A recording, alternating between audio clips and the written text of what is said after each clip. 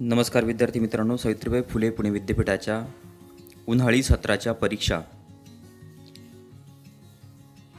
TY BCom auditing and taxation या विषयाचा question paper format आपण या व्हिडिओमध्ये बघतोय।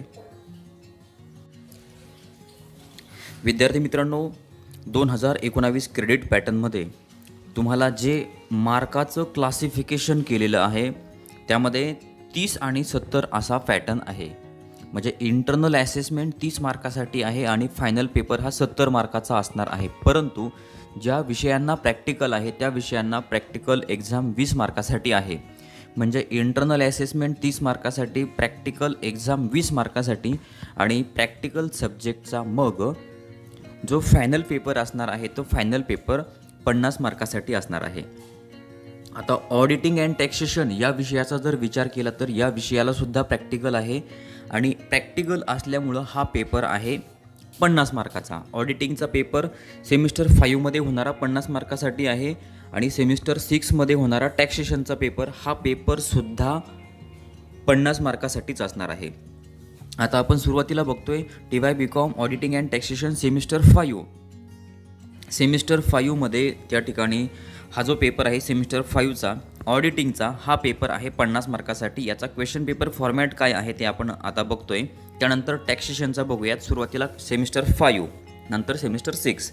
सेमिस्टर 5 मध्ये ऑल क्वेश्चन्स आर कंपल्सरी, सगळे प्रश्न कंपल्सरी आहेत। Figure to right indicate full marks. आता बघा प्रश्न पहिला जो आहे, प्रश्न पहिल्यामध्ये ए आहे fill in the blanks. Fill in the blanks आहे 5 मार्कासाठी। प्रश्न पहिल्यामध्ये बी आहे मॅच द फॉलोविंग, तो पण आहे 5 मार्कासाठी। त्यानंतर परत आता प्रश्न दुसरा आहे right a short notes any 2 out of 3। 3 short note दिल्या जातील, त्यातल्या कोणत्याही 2 शॉर्ट नोट सोडवायच्यात। हा प्रश्न आहे तुम्हाला 10 मार्कासाठी। म्हणजे प्रश्न पहिला 10 मार्कासाठी, प्रश्न दुसरा 10 मार्कासाठी।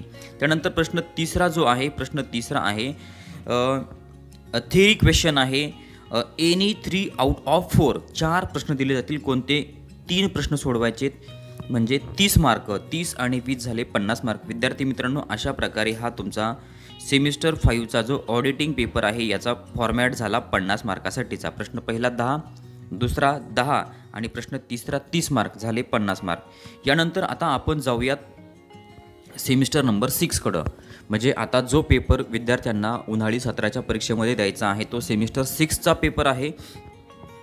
हा पेपरसुद्धा 50 मार्कासाठी आहे। इंटरनल असेसमेंट 30 मार्कासाठी आहे, 20 मार्कासाठी प्रॅक्टिकल एक्झाम आहे आणि 50 मार्काचा फायनल पेपर आहे।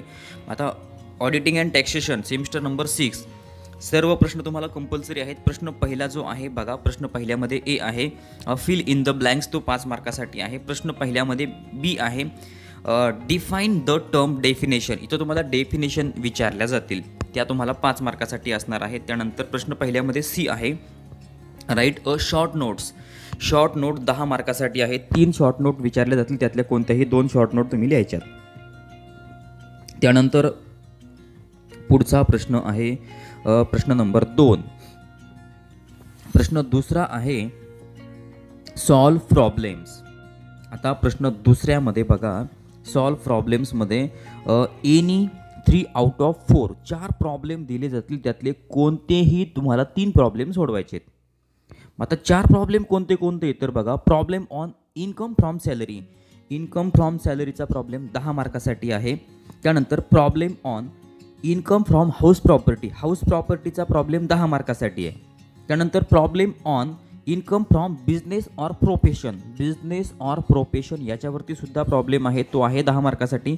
आणि सर्वात शेवटी आहे problem on calculation of net taxable income and calculate tax liability for assessment year 2022-23।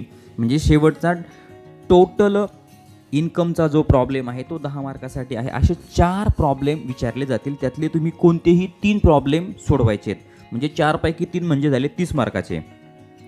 म्हणजे दुसरा प्रश्न तुम्हाला 30 मार्कासाठी आहे आणि पहिला प्रश्न आहे 20 मार्कासाठी, म्हणजे झाले तुमचे 50 मार्क। विद्यार्थी मित्रांनो, अशा प्रकारे तुमचा टॅक्सेशनचा पेपर सेमिस्टर 6चा पेपर जो आहे तो 50 मार्कासाठीचा आहे।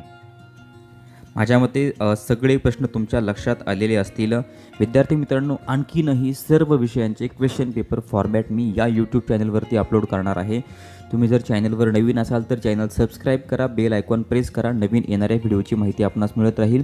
आणि अकाउंट, ॲडव्हान्स अकाउंट असेल, कॉर्पोरेट अकाउंट असेल किंवा फायनान्शियल अकाउंटिंग असेल, या सर्व विषयांचे जे अकाउंटचे प्रॉब्लेम आहेत ते सर्वच्या सर्व प्रॉब्लेम मी यूट्यूबवरती अपलोड करणार आहे. ते प्रॉब्लेम तुम्ही बघा, ते प्रॉब्लेम बघून तुम्ही सोडू शकता.